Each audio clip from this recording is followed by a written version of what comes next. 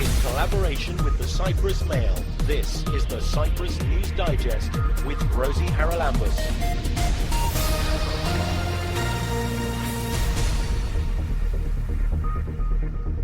Coming up on this week's programme, the Pharos Contemporary Music Festival kicks off.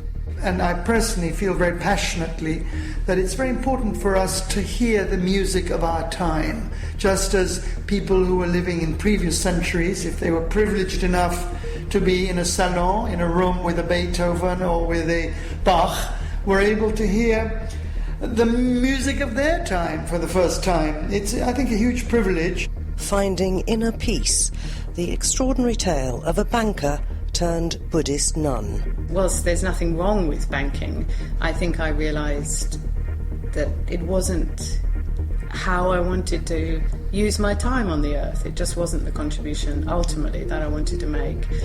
And so when my Lama, that's a Tibetan master of meditation, actually told me to become a nun, then obviously I said yes. It wasn't actually my idea, to be honest, because I didn't think I could be a Buddhist nun. It wasn't something really in my mind. And rally fans were treated to a spectacle last weekend. There was, as usual, an upset on the Cyprus Rally. We don't have any idea of what could happen during the weekend. The 11th International Pharos Chamber Music Festival kicks off this evening in Nicosia. Joining us to tell us all about it from the Pharos Arts Foundation is Garo Keheyan. So Garo, a little bit first, if you will, about the history of this festival, because I think that the Pharos Foundation was the first one to really bite the bullet and bring contemporary music, which is a fairly specialised genre for the average classical audience, I think that's fair to say, but to bring it here to Cyprus, and now you've got quite a following. You're absolutely right. We were the first festival of new music. We inaugurated it in 2009, and we've actually gone from strength to strength. We've commissioned more than 60 works by young composers from all over the world. We've had hundreds of world premieres. And it's, I think, very important. And I personally feel very passionately that it's very important for us to hear the music of our time, just as people who were living in previous centuries, if they were privileged enough to be in a salon, in a room with a Beethoven or with a Bach, were able to hear the music of their time for the first time. It's, I think, a huge privilege, and I think we have to be of our time and to participate in being open to new sounds, new ideas, new insights, because although some of the sounds might sound dissonant and unfamiliar to our ears, as I said, I think it's crucially important that we are of our time and understand the time we live in. And Can I just ask you, I mean, you said that some of this music sounds dissonant, and that, I think, certainly was the case even just a few years ago, that when you said contemporary classical music,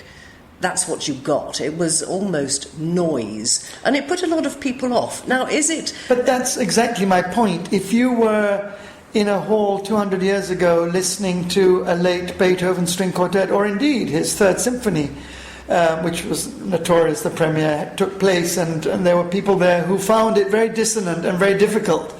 So it's not something so unusual. Every century, every era, in order to be relevant and important, must reflect somehow the ethos of the time. So I think if we're just listening to Bach today, of course Bach's music is divine, but the music of our time also has elements in it which I think are really, really very mystical, very beautiful.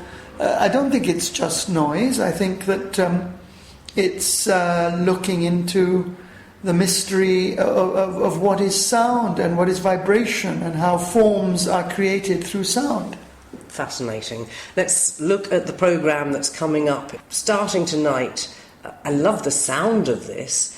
The Plucked Strings Theory Project. What is that? Yes, well, you would think that the harp, the mandolin and the guitar are, and indeed they are, they're very romantic, let's say, or melodic and very spiritual, celestial sounds come from the harp, people sometimes say.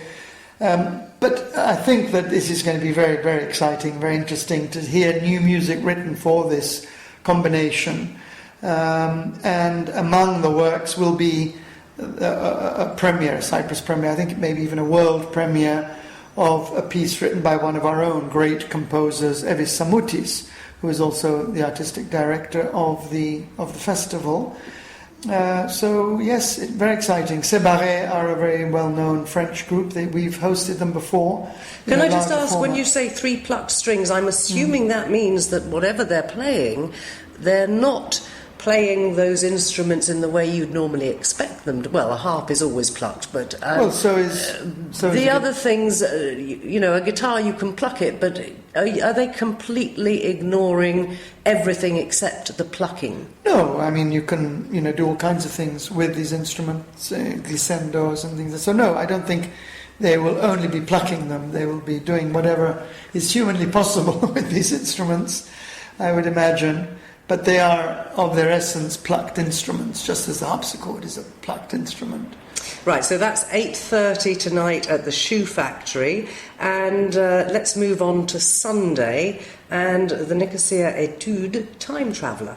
Yes, well, again, we're very, very privileged to have with us an artist, a musician, a composer we've worked with extensively in the past, Peter Shepard-Skevard. A wonderful violinist who has actually worked with some of the leading composers of our time and has had over 200 works composed for him by, the great composers of today, including, again, Evis Samoutis, who I know has been working very closely with Peter on a work called the Nicosia Etudes. And they have been walking through the streets of Nicosia over the last few years, listening to various sounds in the workshops, in the metalsmiths, the carpenters, and basically getting a feel of the soundscape of Nicosia.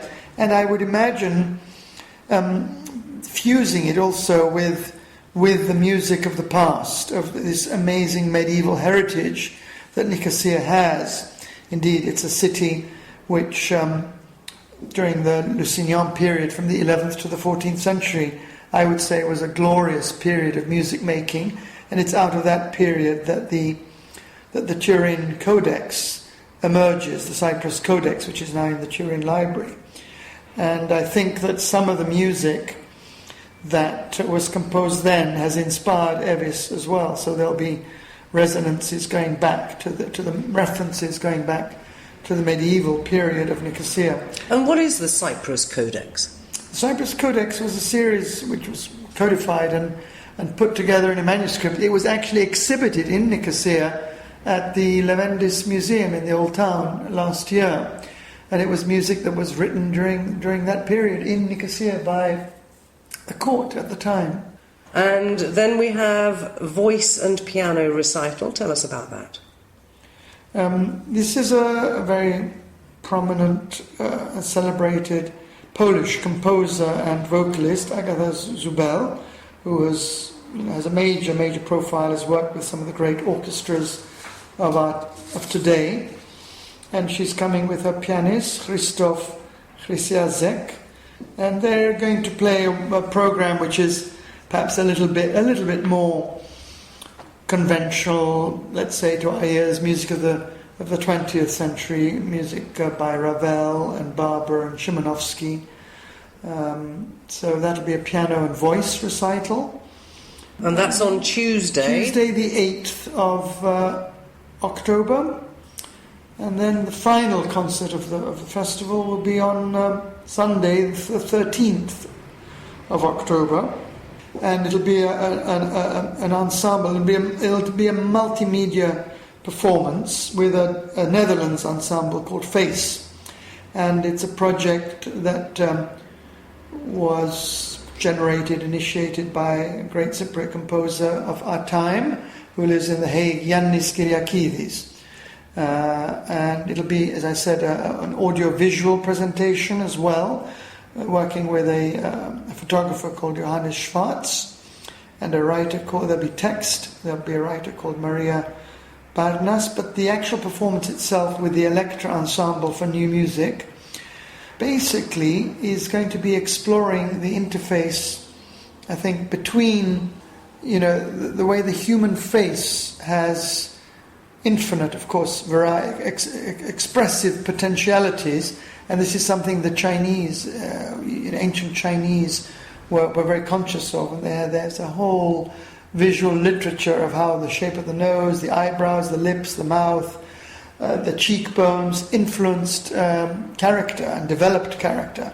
But today, with our technologies, they have developed, whole face recognition algorithms which can look into every tiny, minute change in facial expression, and unfortunately use it for security reasons, of course, and also for commercial gain. So I think... so is this a concert where AI meets the humanoid, in a sense? Perhaps so, yes, absolutely. It'll be a multimedia presentation for voice, piano, violin, recorders, live electronics, and video, and text, as I said. So you'll have to interview Yannis, I think, when he comes, but I think it's... looking at through the computer to the face and seeing these minute shifts in facial expression and then interpreting them musically. Sounds absolutely extraordinary to me. And that one, you said, wraps up the festival on... That's true, on the Sunday the 13th. Again at the Shoe Factory, again at 8:30? All the concerts will take place at the Shoe Factory at 8:30, correct. And tickets, I'm sure, are limited at the Shoe Factory because it is a fairly small venue, so people need to get theirs quickly. I would very much encourage people to buy tickets in advance, so we also have an idea of the numbers involved and can, adjust the space accordingly, because there'll be lots of equipment, I guess, particularly on the 13th. And I presume that they can get their tickets online through the Pharos Arts Foundation.org. Yes, we have a website. They can buy tickets through PayPal. Friends, patrons, supporters of the foundation can call and reserve tickets. And I would encourage people to join the foundation and support the foundation and its work. This way you do get many privileges, of course, as well. So, and you support the work that we're doing, which is, I think, very valuable and important. And I'm sure your audiences agree with you. That's the 11th International Pharos Chamber Music Festival, which kicks off tonight and runs through until next Sunday. Keep up to date with events in Cyprus and around the world with the Cyprus News Digest. Joining us on the programme this week is Emma Slade. She was in Cyprus recently for a series of rather interesting workshops. So Emma, let's start with what you were doing in Cyprus, and then we'll go on to how you came to this point of doing workshops, yoga and all these things. Oh yes, I was invited here by a lovely lady called Maggie who lives in Cyprus. And she had met me, I think she had met me in England, and she had read my book, and she knew that I had become a Buddhist nun in Bhutan in the Himalayas, and was teaching various things in relation to that, both yoga but also Buddhist philosophy, meditation, and particularly walking meditation. I'll be teaching here in Cyprus how to practice walking meditation. Yeah. What is walking meditation? So walking meditation is quite a good practice for a lot of people because it helps them concentrate their mind, but within an environment, because they're walking perhaps in nature, so they're in a sort of connected state, but a concentrated state. And sometimes for people mentally and physically to sit still, apparently on their own, and, have a quiet mind is not, so easy. And that's not because they're doing anything wrong or anything like that. It's because stilling the mind and seeing the nature of mind is a huge task, actually. So particularly for beginners, walking meditation, particularly somewhere lovely like Cyprus with the sky and the the flowers here and the smell of the air. It can be a very nice way to learn gently to concentrate your mind and be peaceful. Yeah. And that's something I presume you learnt during your training as a Buddhist nun. How did you decide to become a Buddhist nun? Because you were a banker, I think. Yes, so in the Himalayas, we don't do too much walking meditation. Walking meditation is usually done in Southeast Asia. It's more usually done in Thailand and those kinds of countries. Or Vietnam, it's very popular in Vietnam.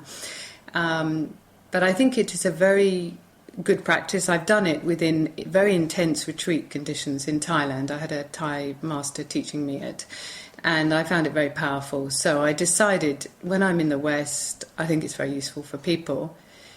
In the Himalayas itself, in Bhutan, we tend to do a very great range of practices. Meditation ultimately tends to be a seated practice there. So I know some of both, you can say, and just trying to bring methods that are most helpful to the people that I meet here in the West. And sometimes I think walking meditation is more helpful. But how did you get into this? I mean, the transition from being a banker to being a Buddhist nun is pretty huge. Yes. Well, it didn't happen overnight. It makes it sound as if it happened overnight, but of course it didn't. A gradual process spurred on by various events, some of them quite dramatic, gradually makes you change and grow and think about what you want to contribute in the world. And whilst there's nothing wrong with banking, I think I realised that it wasn't how I wanted to use my time on the earth. It just wasn't the contribution ultimately that I wanted to make. And so when my Lama, that's a Tibetan master of meditation, actually told me to become a nun, then obviously I said yes. It wasn't actually my idea, to be honest, because I didn't think I could be a Buddhist nun. It wasn't something really in my mind, but he felt that I was suited to that, and so I followed his instruction, which was about 7 years ago now. So I've been in robes with a shaved head for 7 years now. Yeah. What difference has it made to your life? Oh, I mean, it's huge. I mean, most people who are Buddhist, I should explain, are just regular people. Like, they would be wearing jeans and T-shirts, and you wouldn't be able to know that they had particularly decided to follow a kind of meditation or Buddhist training, But obviously as a monastic, similar in the West, if you're a monk or a nun, you're probably going to visually look, different from others. And the minute you look that different from others, obviously that makes a big difference when you wander around the world. And, one of the reasons why you look so different is because you've taken vows. You've taken deliberate vows about how you're going to live your life. So, for instance, one has to be celibate, which for most people is quite a big decision, And obviously you can't have alcohol or any of those sorts of things. And you have to dedicate your life to help others and be free of wishing personal greed or personal accumulation of things. So there's a strong aspect of renunciation of the material world, both outwardly but also inwardly, in terms of really how your mind is operating when you get up in the morning. Let's talk about helping other people, because you've set up a charity, I think, haven't you, in Bhutan? Tell us about that. Yes. So having had the wonderful opportunity to spend so much time in Bhutan, in the Himalayas, and train there and be taught there, etc., first of all, I think I felt that I wanted to give something back to the country. And secondly, having been able to travel quite widely in Bhutan and see little nooks and crannies that maybe aren't so easy to see at first, I realised there was a need, particularly to help children with additional needs, say perhaps they have cerebral palsy or deaf or something like this, because in a very mountainous country where the topography doesn't help in terms of easy access to hospitals, schools, etc., those kind of children, they can get a bit left behind. And so I felt very moved by the conditions that I saw for for some of these children. It really touched my heart. And so I set up this charity in the beginning of 2015. It's called Opening Your Heart to Bhutan, because I wanted to give the charity a positive name. I didn't want to give it sort of, oh my goodness, let's all cry, everybody's really sad and suffering. And I wanted to call it Opening Your Heart to Bhutan, because when you help others from a Buddhist point of view, your heart is expanding, is opening. That's what happens to the person who's giving the help, you know. And so, luckily, some people have been inspired by my work, and particularly having read my book, they have wished to help and donate. And so we've played a large role now in building the first purpose-built special needs school in Bhutan, which is in the eastern part of Bhutan, near Tashigang. And we've just helped a lot of children, and yeah, it's been wonderful. I think of all the things, I mean, I know a lot of people would say they want to meditate in order to feel peaceful and content, but to be honest, for me, I think founding the charity and running it, that it helps me to sleep easy at night. Perhaps in a way more even than the meditation. It's very, you feel very peaceful when you know that you're truly helping others, and it's so easy to be selfish, and you're not. You're trying very hard not to be selfish. It brings a comfort to the mind, I think. Yeah. And your book, it's called Set Free. Yes. A life-changing journey from banking to Buddhism in Bhutan. Yes. So, a long subtitle. An autobiography, I take it. Yes, I wrote it. Yes, I wrote it. It wasn't written about me. I actually wrote it. And I really enjoyed writing it, actually, to be honest. So I believe it's quite a fast-moving book that people find fairly easy to consume. It's not a book designed to turn people into Buddhists. It's a book about the human condition, because obviously I've been through many changes and obstacles, as we all encounter as humans. So it's really about that. And yes, so it has a lot of different countries in it, and it has me obviously pre-nun days, and struggling with things like relationships and jobs, and how just a normal human life. I get the feeling you might have been a little bit of a wild child. I think yes. I think I think I probably was quite a handful. Yes, I think my mum did at one point say something like, if I'd known how it was going to be, I might have just left it with one child. She went on to have two more, which were significantly easier. But I think I've always been quite adventurous and wanting to know why things are as they are. What's the root of the problem? What's the root of the solution? I think I've always had that kind of mind. Yeah. How do your family take to the way your life has progressed? Were they shocked when they started seeing that transition? No, not really, because I'd done a lot of yoga and I'd done a lot of meditation, and I'd always been quite interested in spiritual paths, I think, generally. So no, they weren't shocked. I think they found some of the things that I was doing quite hard to understand.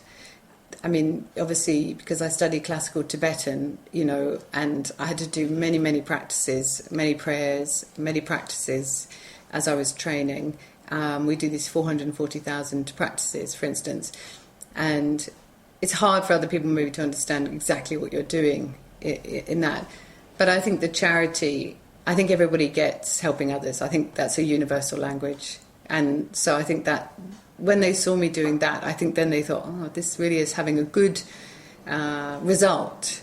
I think Westerners, on the whole, sometimes feel that contemplative practices, meditative practices are ever so slightly self-indulgent.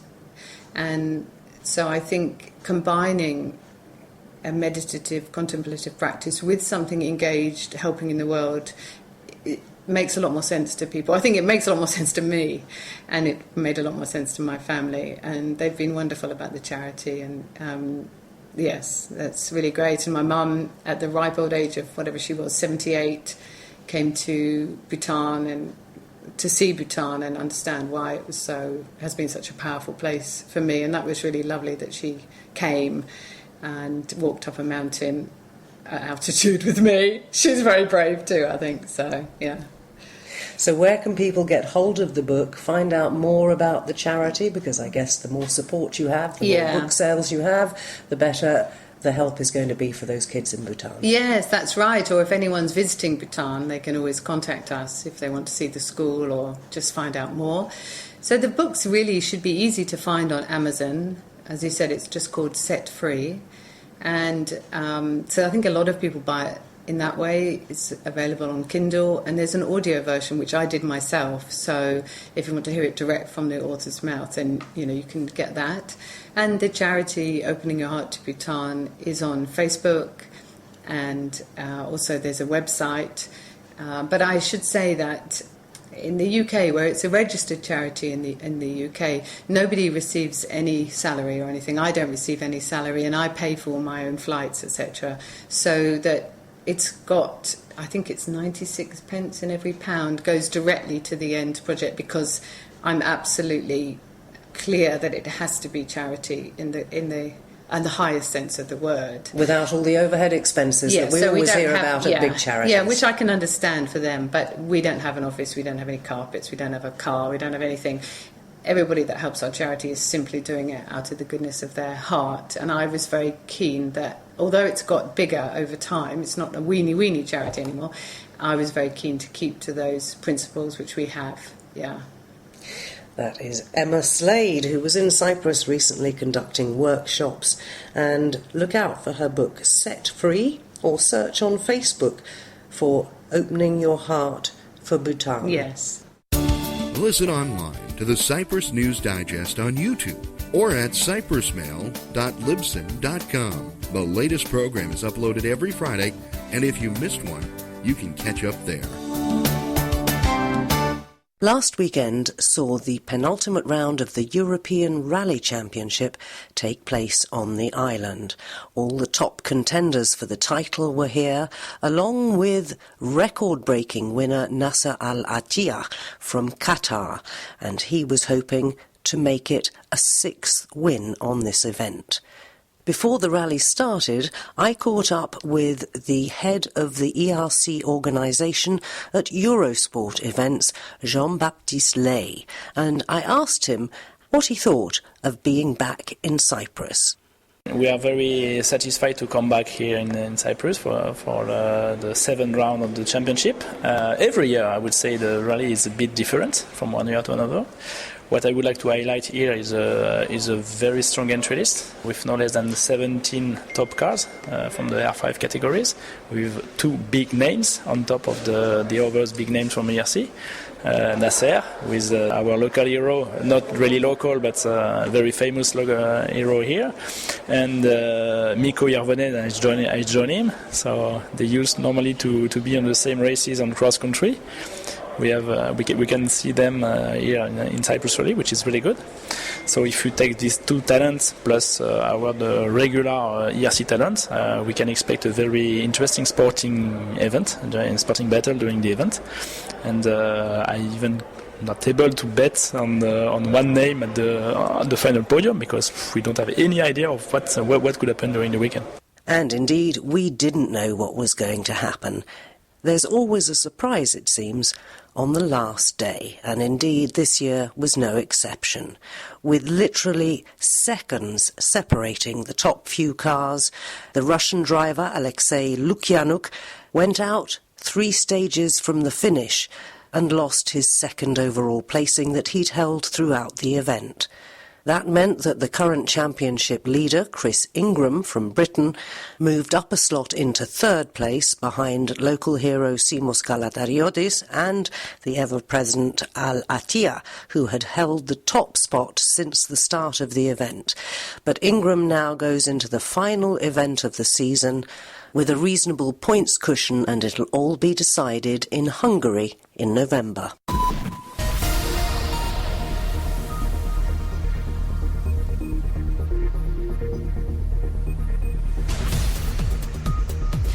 Well, that about wraps up this edition of the Cyprus News Digest. Many thanks for your company.